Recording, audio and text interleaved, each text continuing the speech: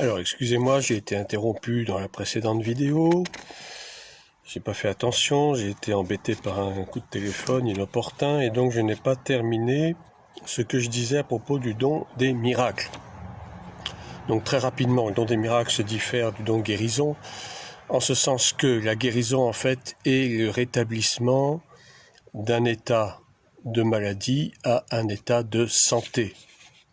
Tandis que le don d'opérer des miracles consiste à créer ou recréer quelque chose qui n'existait pas ou qui n'existait plus. Vous avez par exemple des miracles de recréation de membres, des personnes qui ont perdu un bras ou dont une jambe est plus courte que l'autre. Ça s'est vu, je l'ai moi-même constaté de mes propres yeux. Après la prière, ces personnes ont retrouvé soit une égalité dans leurs membres, soit un bras qui avait repoussé, et c'est tout à fait visible.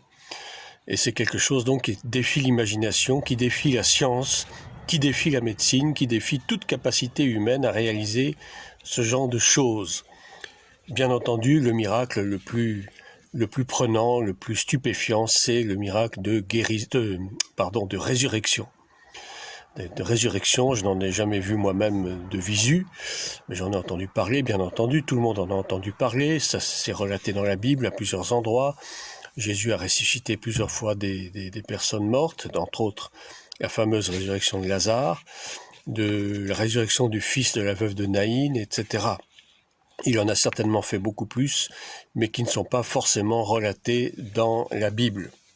Donc le miracle, eh bien, c'est un acte qui est humainement impossible à réaliser et qui démontre effectivement la puissance surnaturelle de Dieu. Il se différencie donc du don de guérison pour la raison pour laquelle je vous ai donné, c'est que la guérison est simplement la restitution d'un état de santé après un état de maladie. On en a plusieurs exemples aussi dans la parole de Dieu. Guérison de la belle-mère de Pierre, guérison de la femme atteinte d'une perte de sang depuis 12 ans, etc. Alors, le miracle, eh bien, j'en ai relevé deux particuliers. Outre celui de la résurrection de Lazare, vous avez Jésus qui nourrit les foules à 2 reprises. On voit que pour plusieurs milliers de personnes, il va se servir de 5 pains et 2 poissons et donc nourrir des multitudes. Et en plus, il en restera à la fin dans 12 corbeilles. Ou bien le miracle où il marche sur l'eau et Pierre vient à sa rencontre, mais lui, malheureusement, à cause de son incrédulité, n'arrivera pas jusqu'à Jésus. Voilà, ça c'était le second groupe donc des dons spirituels. Maintenant nous arrivons au troisième et dernier groupe qui est les dons d'expression de langue. Tout chrétien baptisé de l'Esprit, du Saint-Esprit, reçoit un langage inconnu qui n'est pas un langage articulé comme le sont les langages humains, que ce soit du chinois, du français, de l'allemand, tout ce que vous voulez. Et ce langage sert pour l'édification personnelle. Vous pouvez très bien prier par l'esprit, c'est-à-dire prier en langue, et prier par l'intelligence, c'est-à-dire dans votre propre langue. Et c'est ce que l'apôtre Paul indique de façon très claire, donc toujours dans le chapitre 14 de 1 Corinthiens, que je vous lis à partir du verset 10. Quelque nombreuses que puissent être dans le monde les diverses langues, il n'en est aucune qui ne soit une langue intelligible.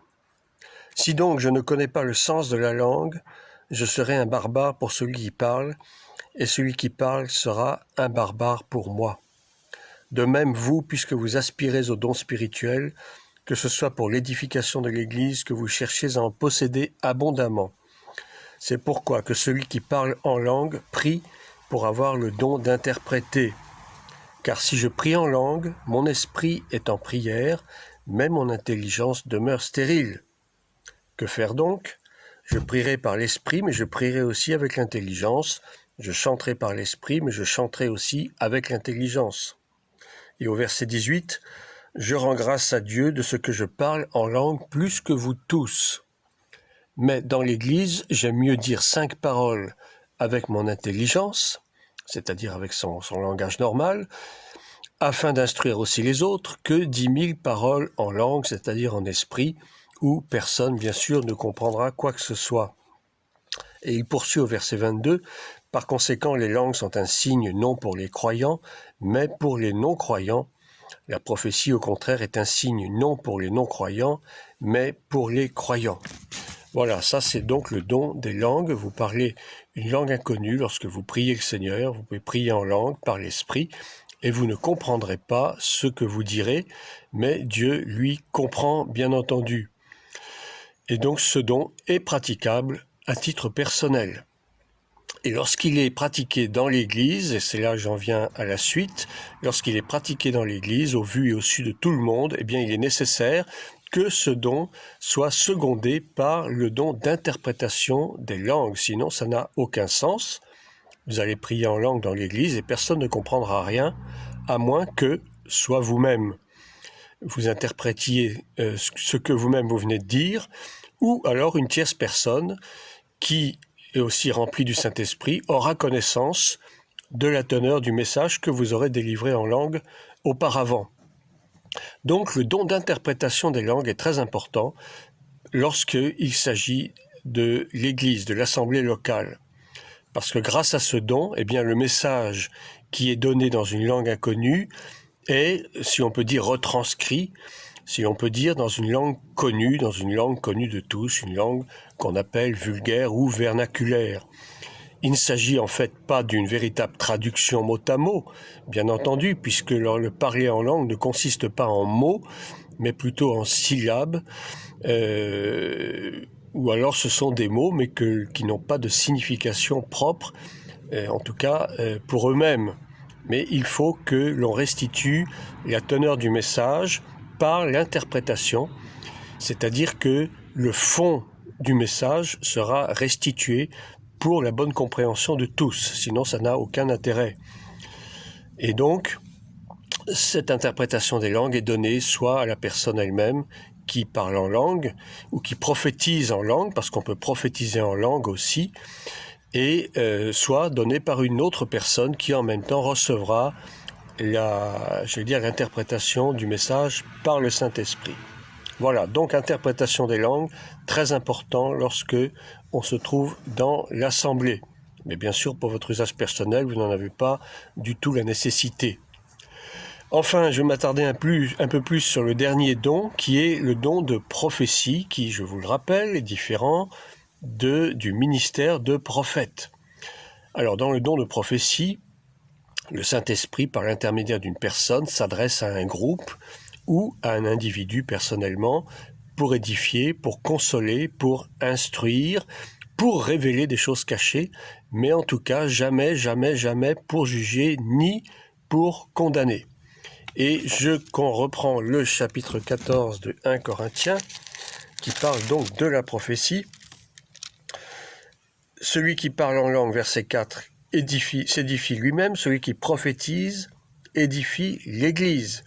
Je désire que vous parliez tous en langue, mais encore plus que vous prophétisiez, car celui qui prophétise est plus grand que celui qui parle en langue, à moins que ce dernier n'interprète pour que l'Église en reçoive de l'édification. Comme je vous l'ai dit aussi, on peut prophétiser en langue, mais avec obligation, bien sûr, d'interpréter ce qui est dit. Je continue sur la prophétie, au verset 22 donc, que j'ai déjà lu, mais que je relis quand même. Par conséquent, les langues sont un signe non pour les croyants, mais pour les non-croyants. La prophétie, au contraire, est un signe non pour les non-croyants, mais pour les croyants. Si donc, dans une assemblée de l'Église entière, tous parlent en langue, et qu'il survienne des hommes du peuple ou des non-croyants, ne diront-ils pas que vous êtes fous? Mais si tous prophétisent, et qu'il survienne quelque non-croyant ou un homme du peuple, il est convaincu par tous, il est jugé par tous. Les secrets de son cœur sont dévoilés, de telle sorte que, tombant sur sa face, il adorera Dieu et publiera que Dieu est réellement au milieu de vous. Que faire donc, frères, lorsque vous vous assemblez les uns ou les autres? Parmi vous ont-ils un cantique, une instruction, une révélation, une langue, une interprétation? Que tout se fasse pour l'édification. Là, il donne des directives générales par rapport aux dons spirituels touchant justement aux dons des langues. En est-il qui parlent en langue, que 2 ou 3 au plus parlent, chacun à son tour, et que quelqu'un interprète. Vous voyez, il précise bien, il insiste bien sur l'interprétation. S'il n'y a point d'interprète, qu'on se taise dans l'Église et qu'on parle à soi-même et à Dieu. À ce moment-là, s'il n'y a pas d'interprète, eh bien vous pouvez prier en langue, mais c'est pour votre propre édification. Pour ce qui est des prophètes, verset 29, que 2 ou 3 parlent et que les autres jugent. Et si un autre qui est assis a une révélation, que le premier se taise. Car vous pouvez tous prophétiser successivement, afin que tous soient instruits et que tous soient exhortés. Verset 32, les esprits des prophètes sont soumis aux prophètes. C'est très important, car Dieu n'est pas un Dieu de désordre, mais de paix, comme dans toutes les églises des saints. Vous voyez, le don de prophétie est un don particulier par rapport aux autres, parce que soit il est donné dans la langue courante, soit il peut être donné également en langue. Et c'est ce qui fait un peu sa particularité. Mais s'il est donné en langue, eh bien, il faut absolument, bien sûr, que le message prophétique soit retranscrit, en tout cas interprété, dans la langue commune afin d'être compris, parce que la prophétie sert à édifier et à instruire, mais si on ne comprend pas la teneur du message, évidemment, il n'y aura aucune exhortation, aucune édification pour personne. Ça paraît évident. Mais souvenez-vous d'une chose, c'est que la prophétie ne sert jamais ni à condamner, ni à juger, ni à pointer du doigt qui que ce soit, à plus forte raison quand il s'agit d'un endroit public, c'est-à-dire dans l'Église. D'autre part, les prophéties doivent être examinées pour juger ce qui vient de Dieu et ce qui éventuellement ne vient pas de Dieu peut venir de la propre chair, de la propre pensée de celui qui exprime la prophétie. Mais en tout cas, la Bible dit de ne pas mépriser les prophéties. C'est ce qu'il nous a dit dans 1 Thessaloniciens, au chapitre 5, versets 20 et 21. Ne méprisez pas les prophéties, c'est-à-dire ne pas en tenir compte ou les rejeter en disant que ça ne sert à rien. Mais examinez toutes choses, retenez ce qui est bon, abstenez-vous de toute espèce de mal. Vous voyez, ne pas mépriser la prophétie, parce que si Dieu a un message à révéler à quelqu'un, eh bien c'est malséant que de rejeter ça, de mettre ça de côté comme étant quantité négligeable ou comme étant quelque chose d'inutile. Mais il faut examiner les prophéties. C'est ce qui nous a été dit dans 1 Corinthiens 14, verset 29. Pour ce qui est des prophètes, que 2 ou 3 parlent et que les autres jugent. On juge les prophéties non pas en jugement, c'est-à-dire qu'il faut discerner en fait ce que Dieu veut dire, veut exprimer à travers la prophétie. Il ne s'agit pas de dire si la prophétie est mauvaise, si elle est ceci ou si elle est cela, parce qu'en faisant ça, on juge Dieu, on risque de s'attirer une condamnation, mais on doit discerner ce qui réellement vient de Dieu, et toute une prophétie peut être venue de Dieu, il n'y a aucun problème, mais parfois, il peut s'agir de quelque chose qui n'est pas forcément d'origine divine. Le prophète, enfin la personne qui prophétise, pas forcément un prophète, la personne qui prophétise peut aussi parler de son propre fond sous l'influence de sa chair, sous l'influence de ses pensées. Donc il est bon de pouvoir avoir le discernement pour savoir si vraiment ça vient de Dieu ou pas. Donc les prophéties, il faut les examiner avec soin, ne pas les mépriser et en faire bon usage. En gros, c'est ce que la parole de Dieu veut nous signifier. Voilà, j'ai terminé cet enseignement sur les dons spirituels. Comme je vous l'ai déjà dit, ce n'est qu'un résumé, et encore un résumé de résumé, à charge pour chacun, si vous êtes intéressé par cela, donc de faire vos propres recherches. La parole de Dieu est notre meilleur enseignant. Donc le Saint-Esprit donne ses dons à qui il veut, quand il veut. Bien sûr, si vous ne les demandez pas, il ne vous les donnera pas, c'est évident. Vous savez que le Saint-Esprit ne force jamais personne à faire quoi que ce soit. Mais il faut quand même comprendre 2 choses. Premièrement, que tous peuvent recevoir ces dons. Il n'y a pas de personne particulière à qui c'est donné. Tout le monde, tout chrétien baptisé dans le Saint-Esprit peut recevoir ces dons s'il le souhaite. Et enfin, Dieu dispense ces dons en réponse, bien sûr, à un profond désir de notre part. et à une recherche personnelle de notre part. Il est évident que Dieu ne donne pas ces dons si quelqu'un ne le désire pas, si quelqu'un préfère vivre dans la religion et ne pas avoir connaissance de ces choses qui sont des atouts, qui sont des instruments que Dieu met à notre disposition, soit pour notre propre édification, comme on l'a vu dans le cas des dons de langue, soit pour l'édification du corps de Christ, l'édification des chrétiens, afin que nous puissions mener une vie digne de l'Évangile. Que Dieu vous bénisse, j'ai terminé et je vous dis à une prochaine fois.